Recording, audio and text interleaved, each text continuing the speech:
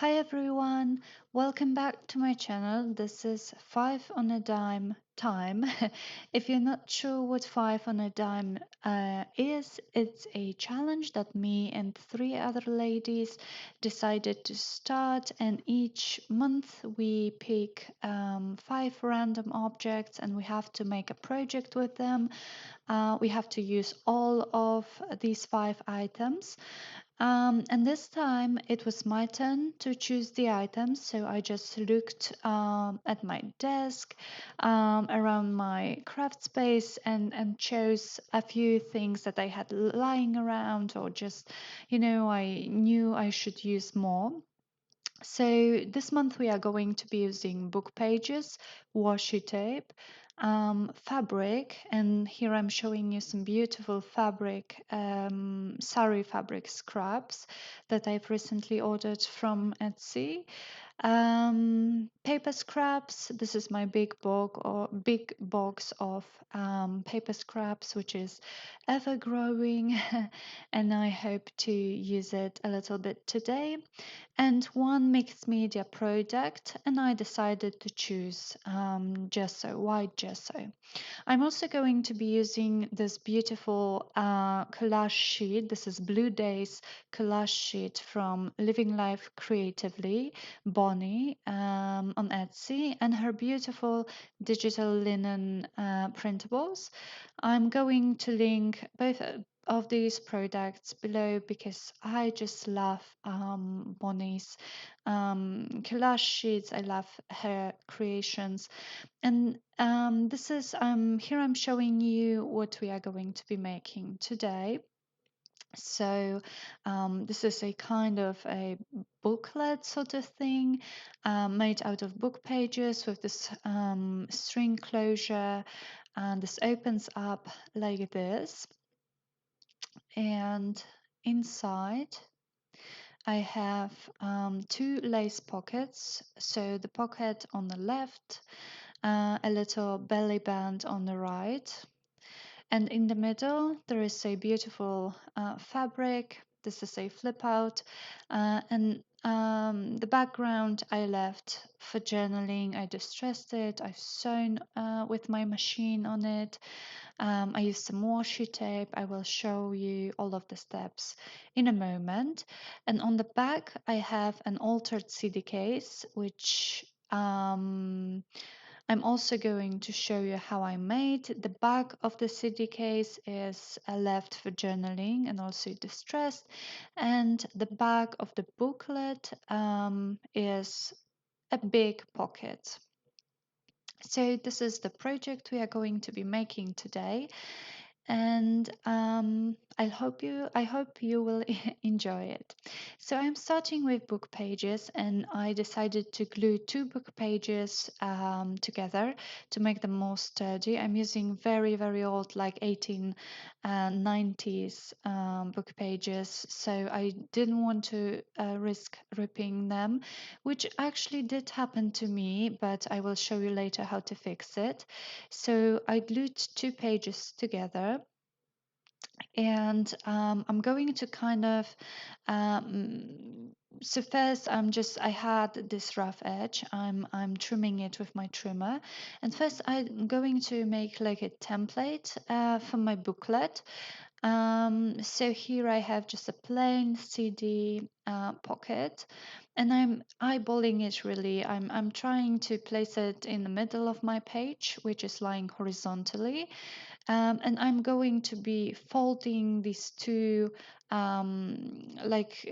flaps on the right and on the left side. So I'm marking them with my bone folder and ruler, and I'm just going to fold them so that the CD case will fit comfortably between them. And as you can see, in my case, I have a little gap between the folds, but I don't worry about it because I actually like that what's going to be behind the flaps, how it's going to peek through this little space. Uh, so I have my template, and first I'm going to start with the CD case. And in my case, I decided to use this CD envelope purely for like decorational purposes. So it's going to be sealed.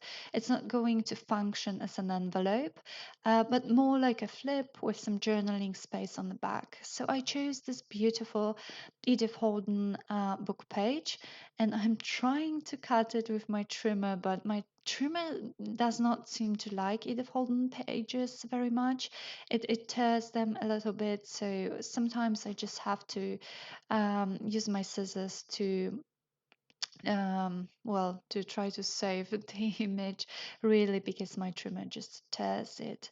And I'm cutting. I first, as you could see a moment ago, I just placed the CD case on the image. I tried to center it, and now I cut it to the shape of a square, and now I chose a circle metal die, and I'm going to cut the circle out. Well, I eyeball it somewhere in the middle of the square that I cut. Before I'm inking the edges of the circle and inside of the cutout element, because I'm going to use both elements.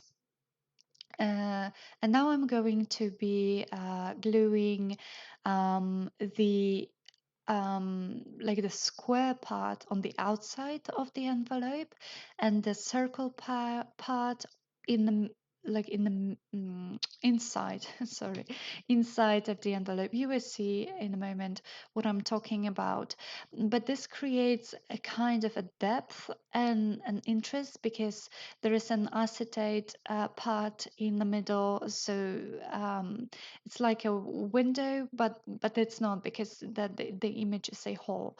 So now I'm trying my best to just line like this circle inside. I'm gluing it. It's not very comfortable. It does not look very professional, but it does not have to be. We are going to be sewing around this anyway. And also, I decided to open up this envelope to glue it inside even more, just to be sure. And if you are not going to be using a sewing machine for this project, I suggest gluing it quite well so that it does not come apart, because, as I said, this envelope is going to be sealed and it's going to just be a decoration. So here I have a box of die cuts. I have both elements that I cut from books, and some elements I die cut from pattern papers, from paper scraps, etc. And I'm trying to choose something that would fit this image, that would kind of act as a little decoration, but would not, because this image is busy, I didn't want something even more busy.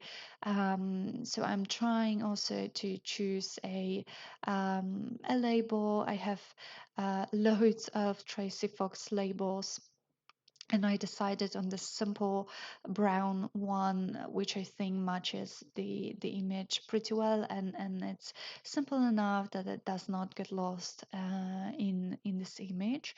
So I'm gluing my die cuts as well. This is how it looks so far, and I'm also going to choose one of the words from this set from my porch prints on Etsy. They are all like garden themed sayings. I'm using my distressing walnut stain to ink the edges. And I'm just going to glue this little sentiment. It says plant kindness. Yeah. So this is the front of the envelope, and on the other side, I'm going to use my paper scraps to create a little collage that will be left for journaling. So this is my box of scraps, and like I said, it doesn't seem to. It seems to always be growing, and Yeah, so I just chose a few papers. I tried to choose neutrals. Now I'm choosing some washi tape as well. Again, neutral colors, some browns, some like mushroom themed washi tapes, because this is going to be added to my autumn journal. So here I'm just trying to put the scraps of paper um, into some kind of a collage, and because I tend to overthink things, I just decided to glue down the pieces, not to think too much about it, not to wonder whether this piece should be here or should not. I'm just gluing down the pieces. I'm also inking up the edges of most of the pieces. This is some brown recycled paper. I love it. I love the color and love the texture. So what else do I have here? I have this wide washi tape. You might have seen it in my previous video. I love it. I got it on AliExpress, and it's I love it because it's matte, and you can write over it, and it has this like distressed graph pattern. This is a scrap of a printed lace paper from tailor-made journals on Etsy, and just some tea-stained lined paper that I had lying around. I inked the edges of this one again, and I'm going to cut the excess on all of the sides. So now I'm using some washi tape purely for decoration. So I have this very cute mushroom washi. Most of my washes I get on AliExpress, like this brown one I'm using, and this graph one that I'm using right now. So yeah, this is how it looks right now. And now I am going to use my mixed media product, which as I mentioned, I chose to be white gesso, and I'm using a very cheap dry brush, and I'm dry brushing gesso randomly over my collage, basically to just add some distressed look, and there's really no rhyme or reason to it. And gesso is a great medium also because it creates this like matte finish to your work, and you can write over it. So you can use it over washi tape, for example, and then you can write over it. And this is how this altered CD case looks like so far.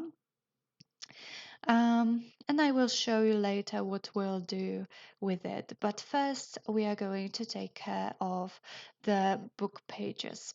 So to decorate the book pages, I'm using this beautiful collage sheet from Bonnie, cutting it to the side. I'm going to first decorate the outside flaps.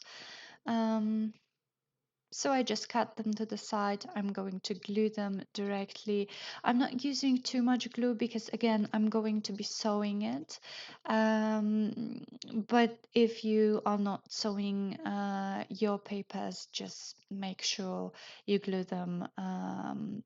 You glue them with a lot of glue so that they stick. And now I'm trying to figure out whether I want to use some of these doilies to decorate the pages even more, to add some kind of interest, some kind of depth, I guess.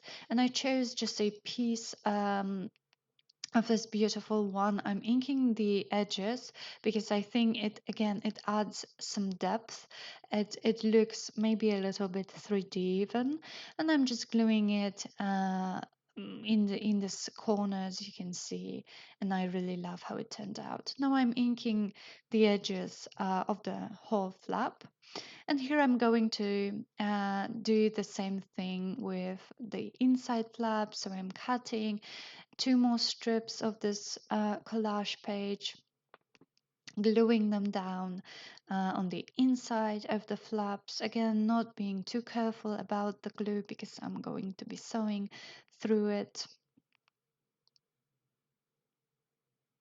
And again, I'm just looking at these linen printables, trying to see whether I can use any of them to just add some more interest to these flaps. I chose this piece, which I'm again inking up these edges and just gluing it down in this corner.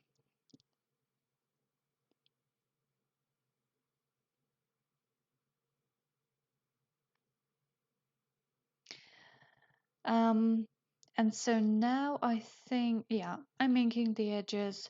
Um, as you might already know, I'm basically inking the edges of everything.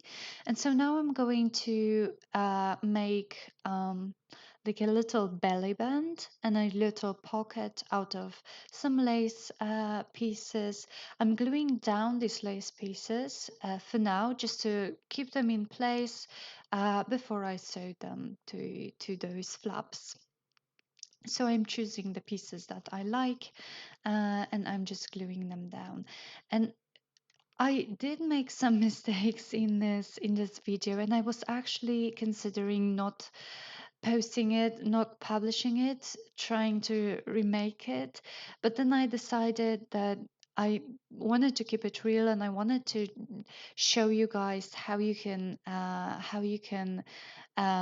fix those mistakes. So here I'm showing you how I've sewn around the flaps, and here I'm showing you my first mistake, which is a tear I have on the edge here. And I just thought I would use some washi tape to fix it. And because washi tape, the adhesive is not very strong, I'm using glue to make it stronger. And I'm just using it here on the edge. And I like this brown washi tape. It looks like I don't know, like an old tape or something.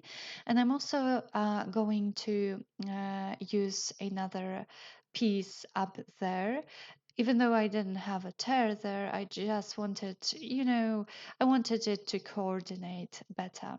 So now I'm making I chose some tea stain paper and I'm making something for the inside. I decided to sew the lines in this paper using Judith Neary's method, and she sews some fragments of fabrics and paper with like with her paper, which I'll show you in a moment how I did this. This is basically how it turned out. Messy stitching, some fragments of fabric and paper sewn together. And for the bottom part, I'm using this washi tape again, this white washi tape that you can write over, inking the edges and just sticking it there. I'm also going to be using some more of this brown washi tape, which is one of my favorites, really. Um, and also, I want okay, so I'm going to choose a piece of fabric because I want to make a flip to just add some interest. Really, no actual purpose to it, just for some added interest. And I have this beautiful pack of vintage sari scraps that I've ordered on Etsy, and I'm going through them looking at the colors, looking what coordinates with the papers I have on the right and on the left. And I chose this stunning light green, very, I would say, spring-like piece. But before I attach it, I'm using some gesso to again distress this page. I'm using my cheap dry brush again, and then just going randomly over the stitching, over the washi tape, over the fragments that I've sewn together, just just not paying too much attention to what I'm doing.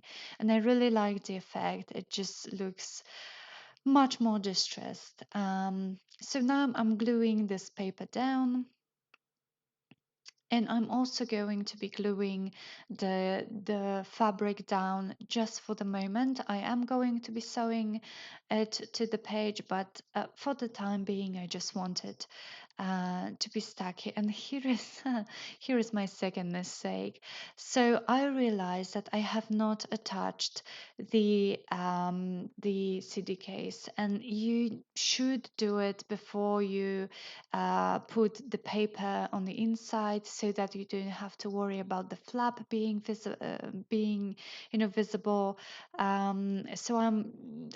I fortunately could tear a little bit of this paper.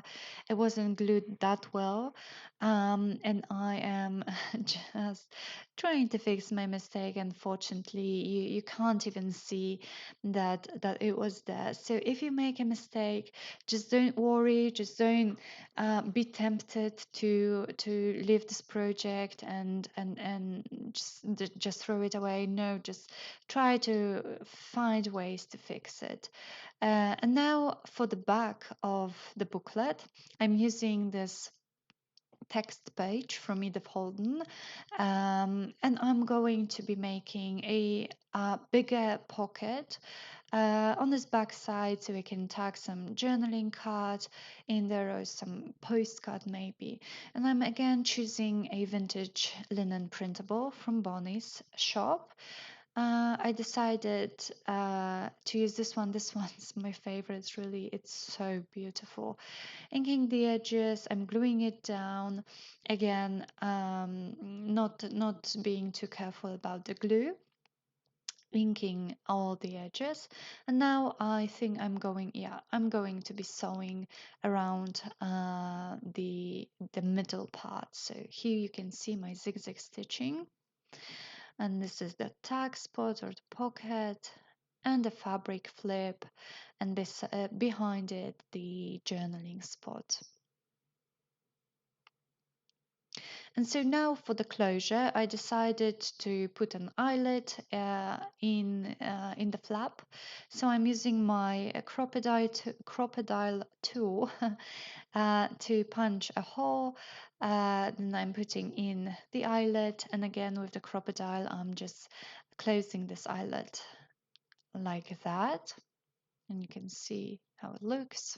It's this pretty copper color, and I'm using this waxed linen thread, a long piece of it, um, for the closure. So as you can see, I'm going through the top of the eyelet and then through the loop, and I'm just going to basically, like you can see, put it around my booklet.